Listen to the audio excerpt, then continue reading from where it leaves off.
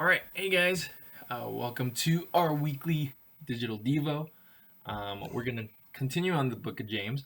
We're gonna do the next few verses from verse 5 through 8. Gonna slowly make our way there, and encourage you guys, if you have any questions, to go to Discord or on the text, and make sure you ask, and then I'll try to answer any questions on the following week. So, with that said, let's get to today from James, chapter 1, verses 5 through 8. It says, "If any of you lacks wisdom, let him ask God, who gives generously to all without reproach, and it will be given him.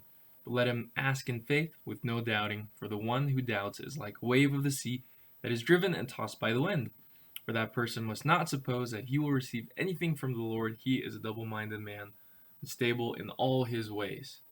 So here's my opening question for you: when you need to make a hard decision, who do you go to, or what sources do you use?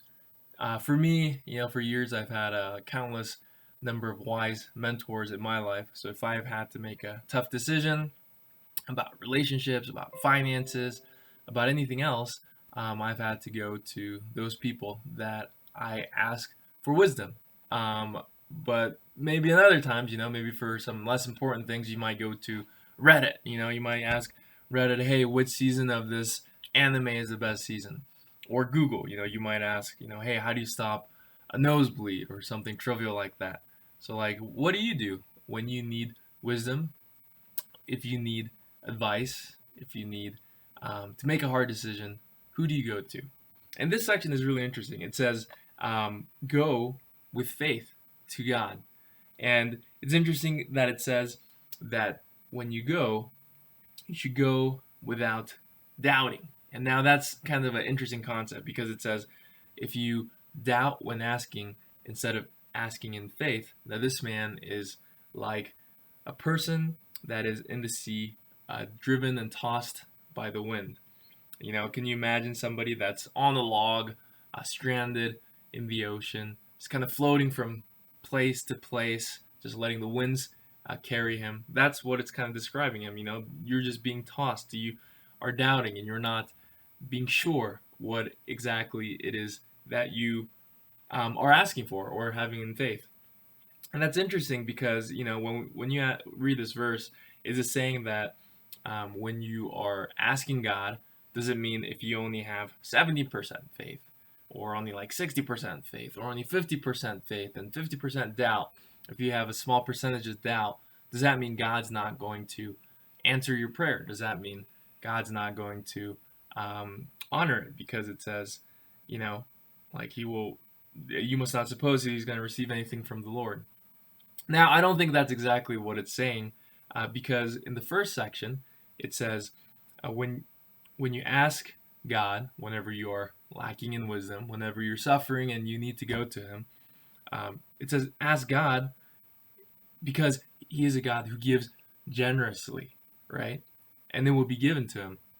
And so in this section, I don't think it's saying that God doesn't want us to doubt. It's not saying that if you have a little percentage of doubt without faith, that He's gonna somehow punish you or not answer your prayer.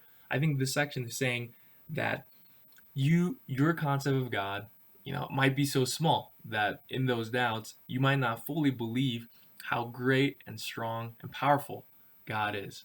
And so I challenge all of us, if we do have a decision, if we do need to go to God in faith, whether that be for a situation or something that you're stressed about, or something that's troubling you, go to Him in faith, meaning that not that He doesn't honor any faith that has a little bit of doubt. It's just saying that if God is a generous God and He is a great God, then our vision of God shouldn't be so small. We should actually realize who He is, because when we're doubting if He's able, is He strong enough, is He capable enough, that's us trying to put ourselves in God's place instead of actually trusting He is good, instead of trusting, like it says, He's a generous Father that wants to help His children.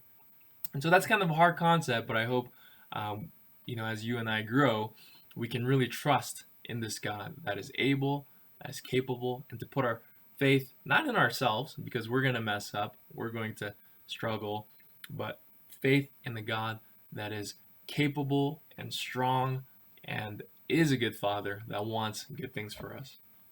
And I was trying to think of some times that maybe I might have demonstrated this kind of faith, or that I needed to ask God in wisdom. And I think the best times that I can think of are times when I've been desperate. Nothing like times where you're really at the end of yourself, that you really ask God in faith and desperation, because you need Him. You want Him to work things out for you. And I think the best time that I can remember was when we were newlyweds. Raja and I were newlyweds, and we were in Houston. Hurricane Harvey hit, and it was traumatic. It wiped away our apartment. We saw the flood waters rising, electricity went out, and we were stressed, and our beds were soaked, and we had basically lost our belongings and car, and it was just like, what do we do with this? Like, how do we get out of it? And in that moment, I think I just remember praying many times to God. We were like, God, this is surreal, but we know to be delivered from it, it's gonna be you.